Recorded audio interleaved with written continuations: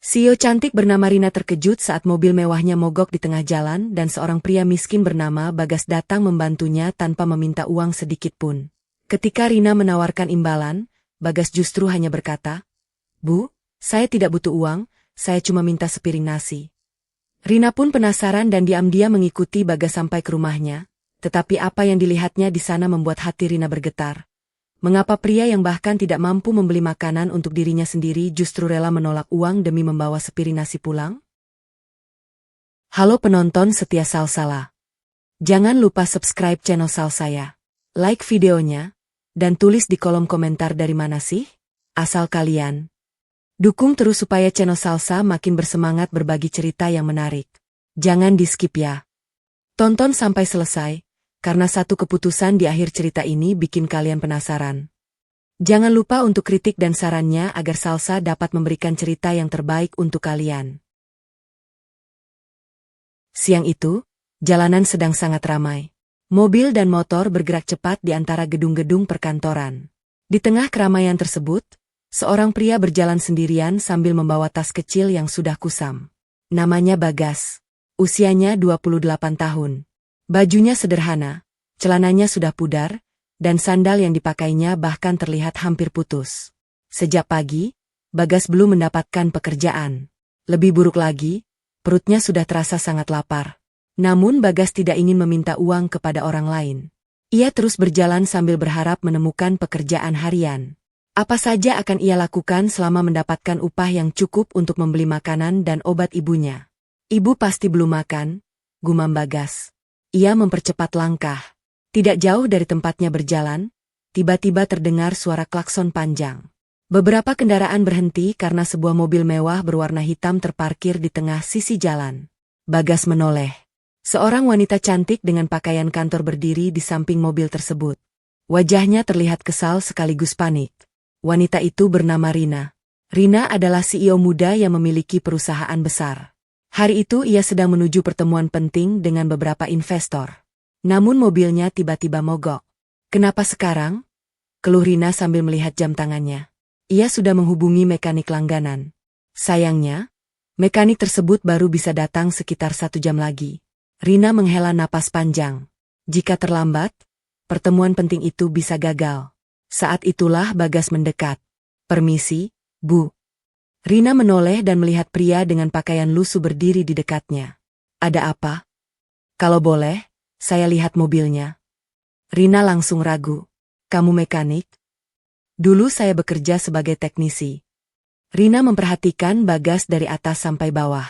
Sulit baginya percaya bahwa pria dengan penampilan seperti itu mampu memperbaiki mobil mewah. Tetapi karena tidak ada pilihan lain, Rina akhirnya mengangguk. Bagas membuka kap mesin. Ia memeriksa beberapa bagian dengan teliti. Tangannya memang kotor, tetapi gerakannya terlihat terbiasa. Beberapa menit kemudian, Bagas menemukan kabel yang bermasalah. "Ini kendalanya, Bu." Bagas memperbaiki bagian tersebut menggunakan alat sederhana yang ada di dalam tasnya. Rina hanya berdiri memperhatikan. Tidak sampai 15 menit, Bagas menutup kap mesin. "Coba dinyalakan." Rina masuk ke mobil dan menekan tombol mesin. Mesin langsung menyala. Rina terkejut.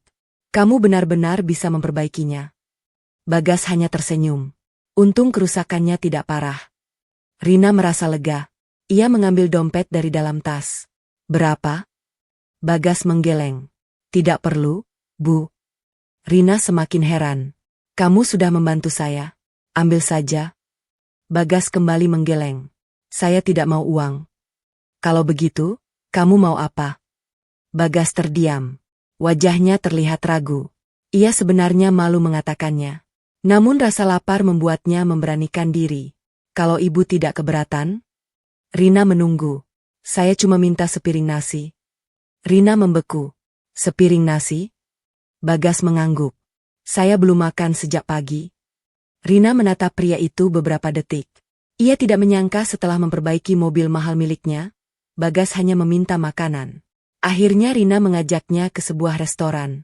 Mereka duduk di meja yang cukup nyaman. Rina memesan beberapa makanan untuk Bagas. Ketika makanan datang, Bagas terlihat sangat lapar. Namun anehnya, ia hanya makan beberapa suap. Rina memperhatikan. Kamu tidak lapar? Lapar, Bu. Lalu kenapa berhenti? Bagas mengambil satu kotak makanan dan memasukkan sebagian nasi ke dalamnya. Saya bawa pulang. Rina mengernyit. Untuk siapa? Bagas menunduk. Untuk ibu saya. Rina langsung terdiam. Bagas melanjutkan dengan suara pelan. Ibu saya sedang sakit.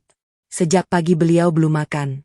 Kalau saya makan semuanya di sini, nanti ibu saya makan apa? Jawaban itu membuat Rina tidak mampu berkata-kata. Ia baru saja melihat seorang pria yang sedang kelaparan, tetapi masih memikirkan orang lain. Tanpa sepengetahuan Bagas, Rina memutuskan mengikuti pria itu setelah mereka keluar dari restoran. Ia ingin tahu seperti apa kehidupan pria yang hanya meminta sepiring nasi tersebut. Namun ketika sampai di sebuah rumah kecil yang hampir roboh, Rina melihat sesuatu yang membuat langkahnya terhenti. Bagas memberikan kotak nasi kepada seorang wanita tua yang terbaring lemah. Ibu, Bagas sudah bawa makanan. Wanita itu tersenyum. Kamu sudah makan, Nak? Bagas tersenyum dan menjawab. Sudah, Bu. Padahal Rina tahu, pria itu baru makan beberapa suap. Saat itulah Rina sadar bahwa Bagas telah berbohong kepada ibunya hanya agar wanita tua itu tidak merasa bersalah. Rina menatap mereka dari kejauhan. Untuk pertama kalinya, seorang CEO yang memiliki segalanya merasa malu pada dirinya sendiri. Namun Rina belum tahu, pria yang baru saja ditemuinya itu ternyata menyimpan sebuah rahasia besar yang akan mengubah kehidupan mereka berdua. Rina masih berdiri di luar rumah kecil itu. Ia melihat Bagas menyuapi ibunya dengan sabar. Pria yang tadi terlihat sangat lapar justru memastikan ibunya makan sampai habis sebelum menyentuh makanan yang tersisa. Pemandangan itu membuat Rina terdiam.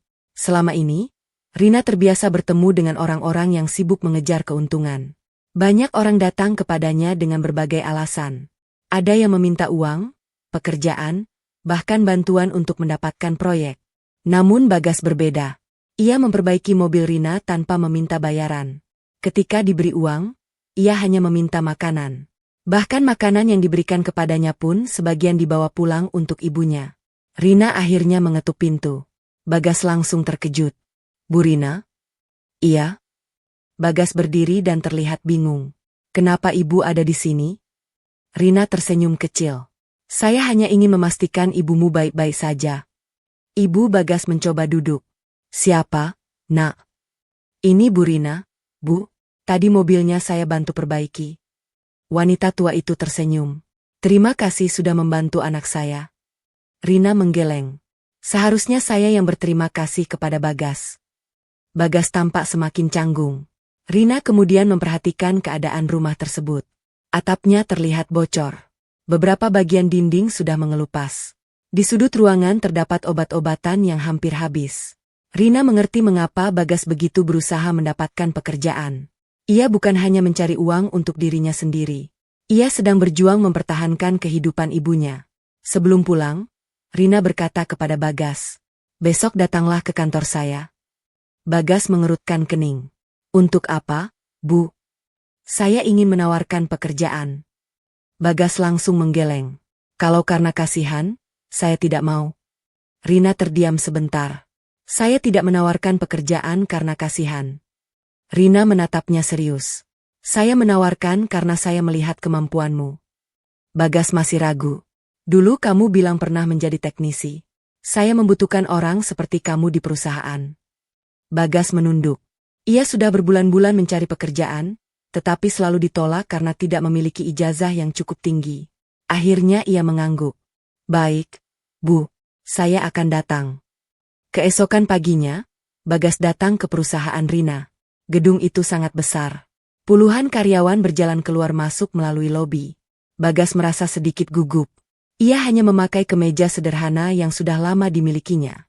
Beberapa karyawan melihatnya dengan tatapan meremehkan. Itu siapa? Katanya orang baru. Teknisi? Penampilannya saja seperti orang yang mau mencari bantuan. Bagas mendengar semuanya, tetapi memilih diam. Seorang supervisor bernama Arman bahkan sengaja memberikan pekerjaan yang cukup sulit. Coba periksa mesin produksi di lantai belakang. Sudah 3 hari bermasalah. Bagas mengangguk. Ia langsung menuju ruang mesin. Beberapa teknisi lain memperhatikannya dari kejauhan. Mereka ingin melihat apakah pria baru itu benar-benar memiliki kemampuan seperti yang dikatakan Rina. Bagas membuka panel mesin dan memeriksa satu persatu bagian. Tidak sampai 30 menit, ia menemukan masalahnya. Komponen ini sudah aus, katanya. Seorang teknisi tertawa. Kami sudah memeriksanya kemarin. Bukan itu masalahnya. Bagas tidak membantah. Ia mengganti komponen tersebut lalu meminta mesin dinyalakan. Mesin kembali bekerja. Semua orang langsung terdiam. Arman mendekat dengan wajah tidak percaya. Kamu belajar dari mana? Dari pengalaman. Jawaban Bagas singkat. Kabar tersebut langsung sampai kepada Rina. Rina tersenyum ketika mendengar laporan itu. Namun tidak semua orang senang. Di lantai atas, seorang pria bernama Damar sedang memperhatikan Bagas melalui kamera pengawas. Damar adalah direktur keuangan sekaligus salah satu orang yang paling dipercaya Rina. Selama bertahun-tahun, Damar memiliki pengaruh besar di perusahaan. Ia tidak suka dengan kedatangan Bagas. Bukan karena kemampuan pria itu. Tetapi karena sejak melihat Bagas, Damar merasa ada sesuatu yang bisa mengancam posisinya. Sore harinya, Bagas dipanggil ke ruangan Rina. Bagaimana pekerjaan pertamamu? Baik, Bu. Rina tersenyum. Saya dengar kamu berhasil memperbaiki mesin yang sudah bermasalah selama 3 hari. Bagas hanya mengangguk. Saya cuma melakukan apa yang saya bisa. Rina kemudian memperhatikan tangan Bagas yang penuh bekas luka.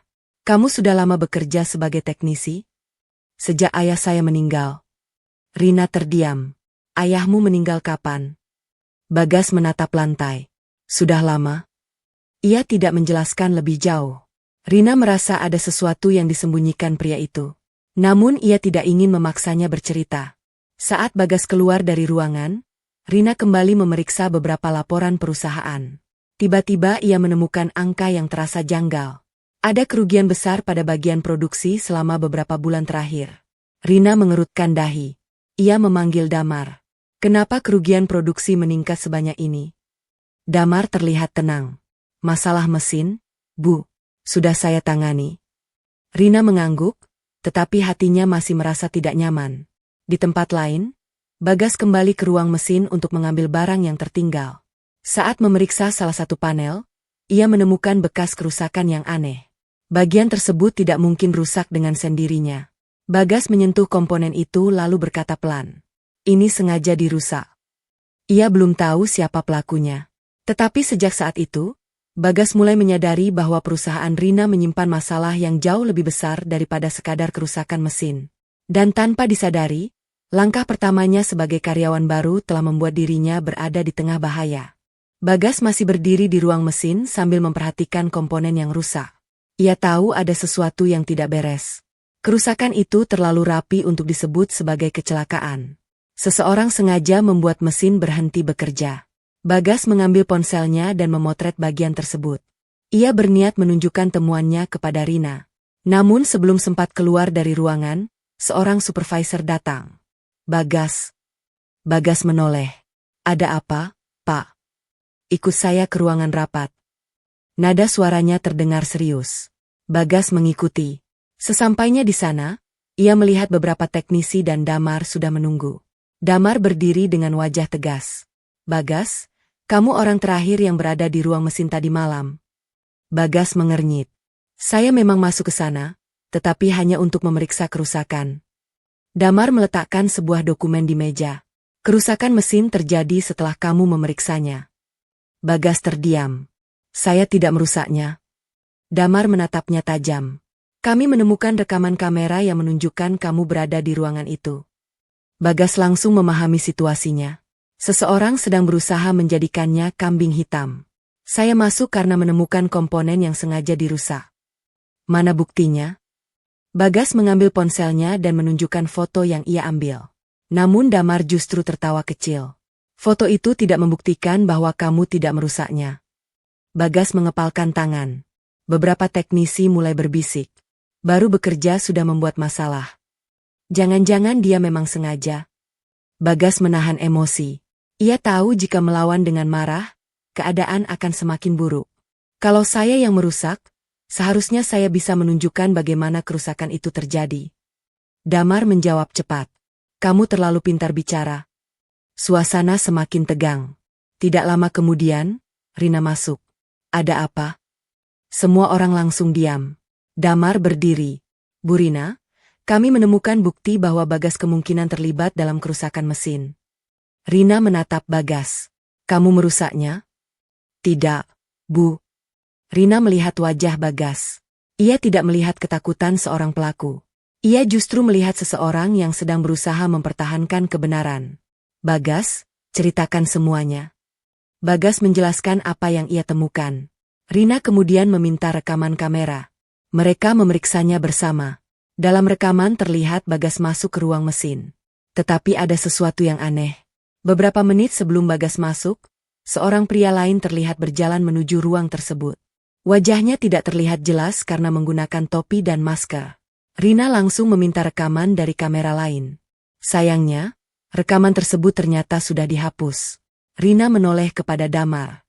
Siapa yang memiliki akses untuk menghapus rekaman? Damar terlihat gugup. Hanya bagian keamanan dan beberapa manajemen. Rina mengangguk pelan. Termasuk kamu? Damar terdiam sesaat. Tentu saja, Bu. Tapi saya tidak pernah menghapusnya. Bagas memperhatikan Damar. Ada sesuatu dari ekspresinya yang membuat Bagas semakin curiga. Rina akhirnya berkata, saya tidak akan memecat Bagas sebelum penyelidikan selesai. Damar tidak bisa membantah.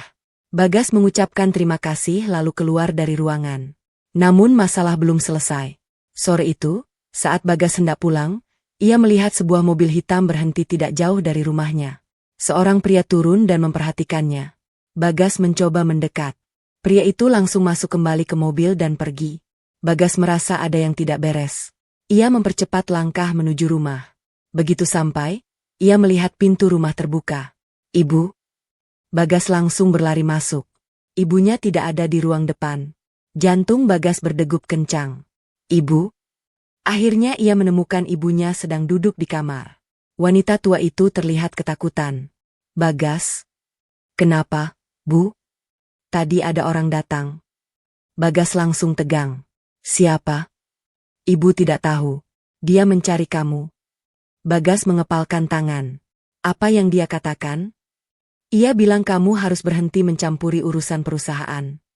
Bagas terdiam. Berarti kecurigaannya benar. Ada seseorang yang tidak ingin dirinya menyelidiki kerusakan mesin. Malam itu Bagas tidak bisa tidur. Ia kembali membuka foto yang diambilnya. Kemudian ia memperbesar bagian kecil dari komponen mesin. Ada sebuah tanda berupa kode pada bagian tersebut. Bagas mengenal kode itu. Ia pernah melihat kode yang sama bertahun-tahun lalu. Di sebuah perusahaan milik ayahnya. Bagas langsung bangkit dari kursinya. Tidak mungkin. Ia mengambil sebuah kotak lama dari bawah tempat tidur. Di dalamnya terdapat beberapa dokumen peninggalan ayahnya. Bagas membuka satu persatu. Tangannya berhenti ketika menemukan sebuah laporan lama. Nama perusahaan ayahnya tercetak jelas di sana. Di halaman terakhir terdapat tanda yang sama dengan komponen mesin milik perusahaan Rina. Bagas mulai menyadari bahwa dua kejadian tersebut mungkin memiliki hubungan. Namun sebelum ia sempat membaca seluruh dokumen, ponselnya berdering. Rina menelepon. Bagas, kamu harus datang ke kantor sekarang. Ada apa, Bu? Suara Rina terdengar tegang. Saya menemukan sesuatu tentang laporan keuangan perusahaan. Bagas terdiam. Apa itu? Rina menjawab pelan.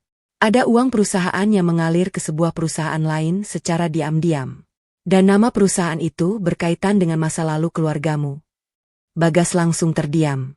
Untuk pertama kalinya setelah bertahun-tahun, ia merasa mungkin akhirnya bisa menemukan jawaban atas kehancuran keluarganya. Tetapi ia juga sadar, semakin dekat dirinya pada kebenaran, semakin besar bahaya yang mengancamnya. Malam itu, Bagas langsung menuju kantor setelah menerima telepon dari Rina. Gedung perusahaan sudah hampir kosong.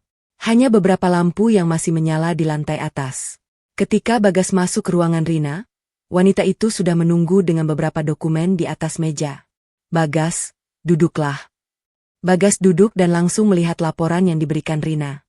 Apa yang ibu temukan? Rina menunjuk beberapa transaksi.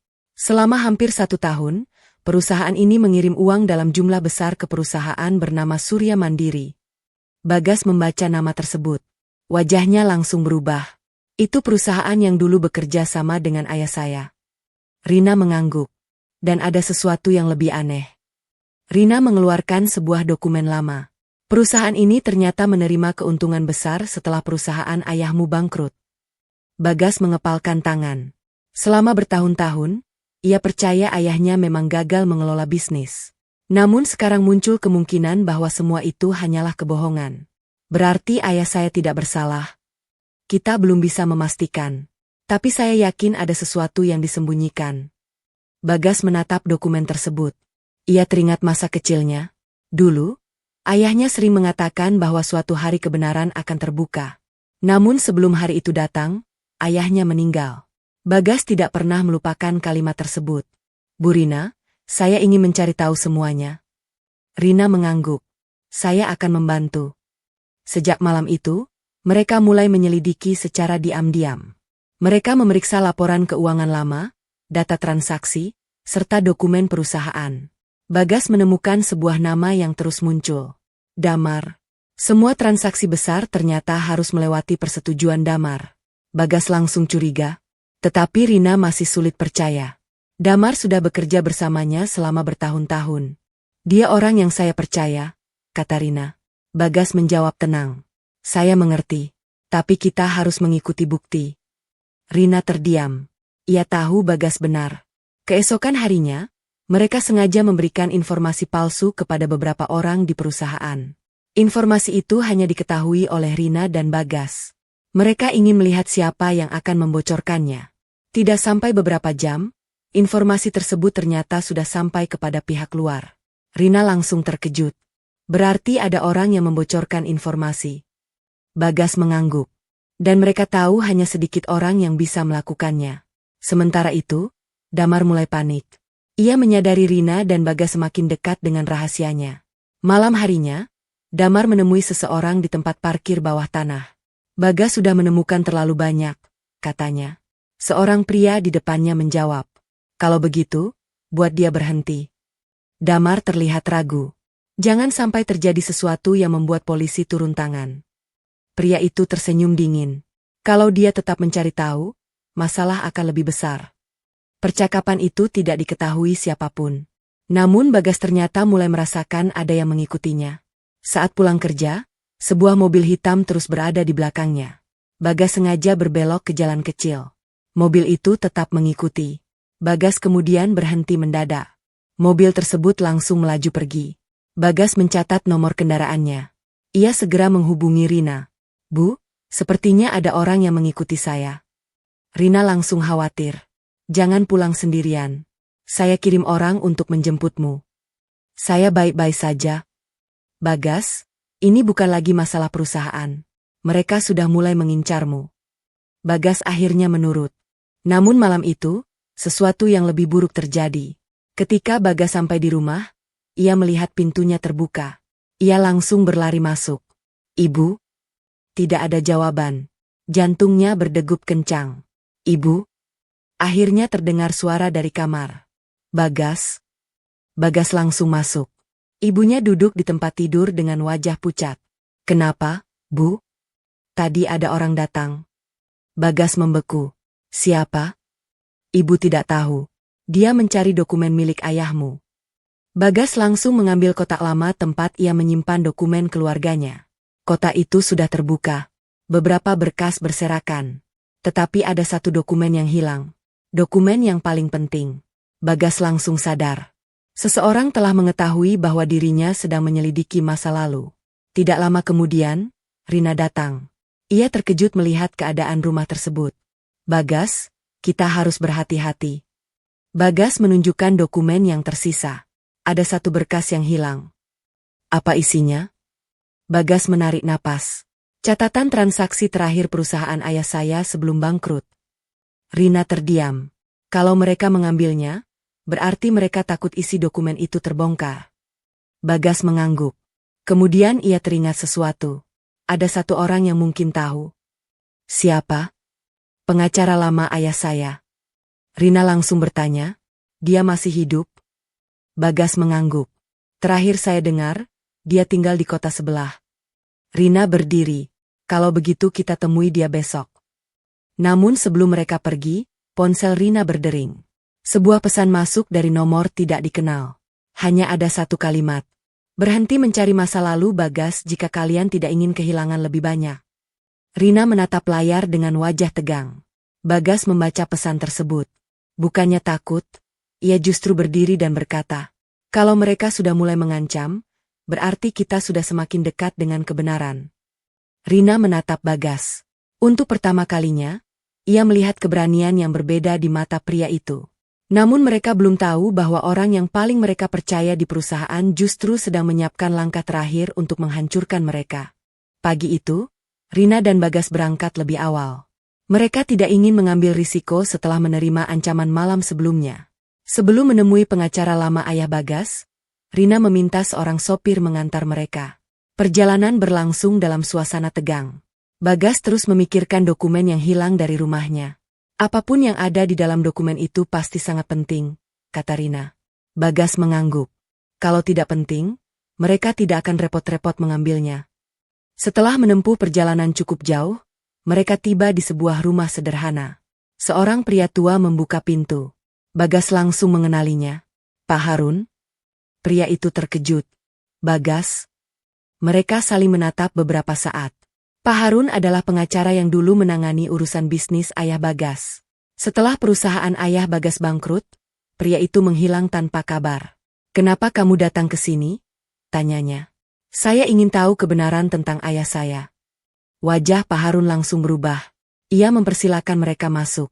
Setelah memastikan pintu tertutup, Pak Harun mengambil sebuah map tua dari lemari. Saya sudah menunggu hari ini. Bagas mengerutkan kening. Menunggu saya? Pak Harun mengangguk. Ayahmu pernah meminta saya menyimpan dokumen ini jika sesuatu terjadi kepadanya. Bagas membuka map tersebut. Di dalamnya terdapat salinan transaksi, surat perjanjian, dan beberapa bukti pembayaran. Bagas membaca satu persatu. Tangannya mulai gemetar. Ternyata, Rina ikut melihat dokumen itu. Semua bukti menunjukkan bahwa ayah Bagas tidak melakukan penggelapan. Ia justru menjadi korban. Seseorang memindahkan uang perusahaan melalui rekening palsu, kemudian membuat seolah-olah ayah Bagas adalah pelakunya. Siapa yang melakukan semua ini? Tanya Bagas. Pak Harun menghela napas. Ayahmu pernah mencurigai seorang rekan bisnis. Siapa? Pak Harun menunjuk sebuah nama. Bagas membeku. Nama tersebut adalah pemilik perusahaan yang saat ini menerima aliran uang dari perusahaan Rina. Namun ada satu hal yang lebih mengejutkan. Di bawah beberapa transaksi terdapat tanda tangan Damar. Rina langsung berdiri. Damar? Pak Harun mengangguk. Dia dulu bekerja sebagai staf keuangan di perusahaan ayahmu. Bagas menatap Rina. Jadi Damar sudah mengenal keluarga saya sejak dulu. Rina tidak menjawab. Kepalanya dipenuhi banyak pertanyaan. Jika Damar terlibat sejak dulu, berarti orang yang selama ini dipercaya Rina ternyata memiliki hubungan dengan kehancuran keluarga Bagas. Mereka segera kembali ke kantor. Rina langsung memanggil Damar. Namun pria itu tidak datang. Pak Damar tidak ada di ruangannya, kata sekretaris. Rina mulai curiga. Ia meminta bagian keamanan memeriksa akses kantor. Ternyata Damar baru saja keluar membawa beberapa dokumen perusahaan.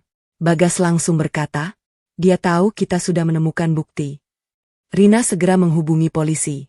Tetapi sebelum mereka sempat melakukan apa-apa, alarm keamanan perusahaan berbunyi.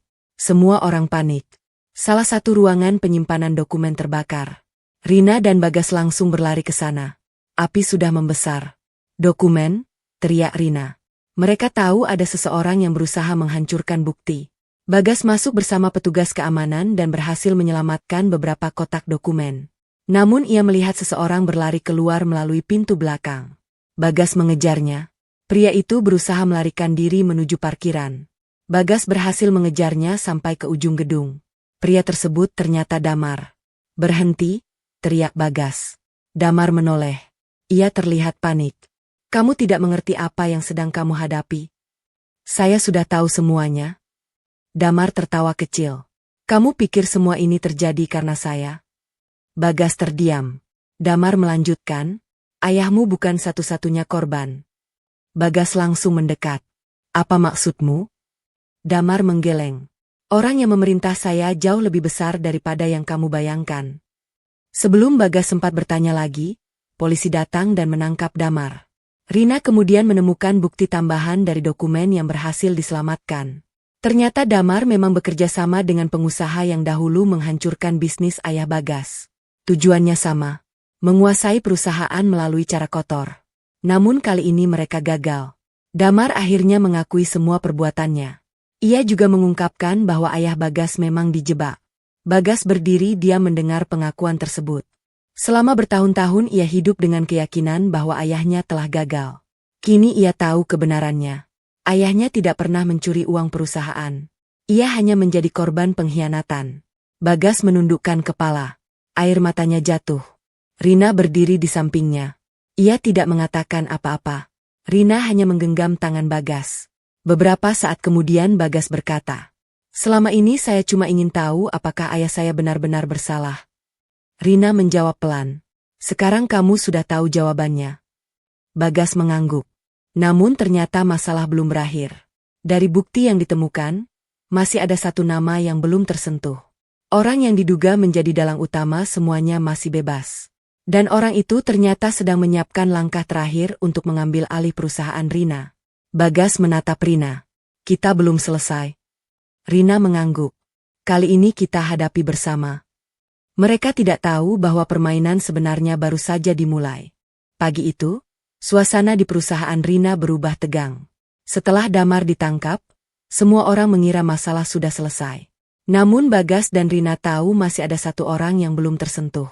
Orang itu adalah Ardiansyah, pemilik perusahaan pesaing yang selama bertahun-tahun memiliki hubungan bisnis dengan keluarga Bagas.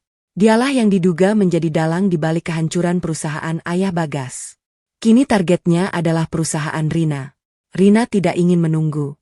Ia segera mengumpulkan seluruh jajaran manajemen. "Kita akan membuka semua transaksi perusahaan selama 5 tahun terakhir," tegas Rina. Tidak ada yang berani membantah. Bagas membantu memeriksa data teknis dan laporan lama. Setelah berjam-jam bekerja, mereka menemukan transaksi mencurigakan yang mengarah langsung kepada perusahaan milik Ardiansyah. Lebih mengejutkan lagi, ditemukan rekaman percakapan Damar dengan Ardiansyah. Rekaman itu menjadi bukti kuat. Rina langsung menyerahkannya kepada pihak berwenang. Tidak lama kemudian, Ardiansyah dipanggil untuk diperiksa. Awalnya ia membantah. Namun ketika bukti demi bukti ditunjukkan, pertahanannya runtuh. Ia akhirnya mengakui bahwa dirinya memang pernah bekerja sama dengan beberapa orang untuk menjatuhkan perusahaan ayah Bagas. Tujuannya adalah mengambil alih bisnis tersebut dengan harga murah. Ketika ayah Bagas mengetahui rencana itu, ia dijebak menggunakan transaksi palsu. "Kenapa?" tanya Bagas dengan suara bergetar. Ardiansyah hanya menjawab, "Bisnis adalah soal siapa yang lebih kuat." Bagas menatapnya tajam. "Kalau begitu, Anda kalah. Karena sekarang kebenaran lebih kuat daripada kebohongan Anda." Ardiansyah akhirnya ditahan. Nama ayah Bagas pun secara resmi dibersihkan dari tuduhan yang selama bertahun-tahun menghancurkan keluarganya. Hak keluarga Bagas mulai dikembalikan. Namun Bagas tidak menggunakan kesempatan itu untuk membalas dendam. Ia memilih sesuatu yang berbeda. Ia membuka sebuah perusahaan kecil yang memberikan pekerjaan kepada orang-orang yang kesulitan mencari pekerjaan. Rina menjadi orang pertama yang mendukungnya. Beberapa bulan kemudian, perusahaan tersebut berkembang pesat. Banyak orang yang sebelumnya tidak memiliki pekerjaan akhirnya mendapatkan kesempatan. Sementara itu, ibu Bagas mendapatkan pengobatan yang layak. Kondisinya perlahan membaik. Suatu sore, Bagas duduk bersama ibunya di halaman rumah. "Ibu bahagia, Nak?" Bagas tersenyum. "Saya juga bahagia, Bu." Ibunya menggenggam tangan Bagas. "Semua ini karena kamu tidak pernah menyerah." Bagas menggeleng. "Bukan cuma karena saya." Ia menatap ke arah Rina yang sedang berjalan mendekat. "Karena ada orang yang percaya kepada saya ketika tidak ada orang lain yang mau." Rina tersenyum. "Aku hanya memberikan kesempatan." Bagas menjawab. "Dan kesempatan itu mengubah hidup saya." Rina kemudian membawa sebuah kotak makanan. Bagas tertawa ketika melihatnya. "Jangan bilang itu sepiring nasi lagi." Rina mengangguk. "Memang." Mereka kemudian kembali ke tempat pertama kali bertemu. Jalan tempat mobil Rina pernah mogok. Rina sengaja mengajak Bagas ke sana karena ingin mengingat awal pertemuan mereka. Mereka duduk di sebuah tempat sederhana di pinggir jalan. Rina membuka kotak makanan tersebut. 1 piring nasi. Bagas tertawa. Dulu saya meminta ini karena ibu saya belum makan. Rina tersenyum. Dan sekarang? Bagas mengambil sendok. Sekarang saya ingin makan bersama orang yang mengubah hidup saya. Rina menatap Bagas. Jadi, kamu menganggap aku mengubah hidupmu? Bagas tersenyum. Ya. Rina kemudian bertanya, kalau begitu, bolehkah aku terus berada di hidupmu? Bagas terdiam beberapa detik. Ia menatap Rina dan tersenyum. Boleh, tapi ada syaratnya. Apa? Jangan pernah lagi meremehkan orang hanya karena pakaiannya sederhana. Rina tertawa. Baik. Mereka makan bersama. Tidak ada restoran mewah. Tidak ada hidangan mahal. Hanya nasi sederhana yang mengingatkan mereka pada hari ketika dua orang dengan kehidupan berbeda bertemu secara tidak sengaja. Rina kemudian berkata, Bagas, kalau hari itu kamu meminta uang, mungkin semuanya akan berbeda. Bagas mengangguk. Saya juga tidak menyangka. Rina tersenyum. Kamu hanya meminta sepiring nasi. Bagas menjawab. Dan ternyata saya mendapatkan lebih dari itu. Rina menatapnya. Apa? Keluarga baru, kesempatan baru, dan seseorang yang selalu percaya kepada saya. Rina tersenyum. Bagas kemudian menggenggam tangannya. Hubungan mereka akhirnya mendapat restu dari ibu Bagas. Mereka tidak hanya menjadi pasangan dalam kehidupan pribadi, tetapi juga menjadi rekan dalam membangun usaha yang membantu banyak orang. Bertahun-tahun kemudian, perusahaan mereka terus berkembang. Namun mereka tidak pernah melupakan awal semuanya. Setiap kali melihat orang yang kesulitan, Rina dan Bagas selalu berusaha memberikan kesempatan. Bukan sekadar uang, tetapi pekerjaan, kepercayaan, dan kesempatan untuk berdiri dengan kaki sendiri. Karena mereka tahu, hidup seseorang bisa berubah hanya karena satu kebaikan kecil. Dan bagi Rina, hari ketika mobil mewahnya mogok bukanlah hari yang buruk. Justru hari itulah ia bertemu dengan Bagas. Seorang pria miskin yang tidak meminta uang, tidak meminta pekerjaan, tidak meminta belas kasihan. Ia hanya meminta sepiring nasi untuk ibunya. Tanpa mereka sadari, permintaan sederhana itu menjadi awal dari sebuah perjalanan panjang yang mengubah kehidupan mereka selamanya.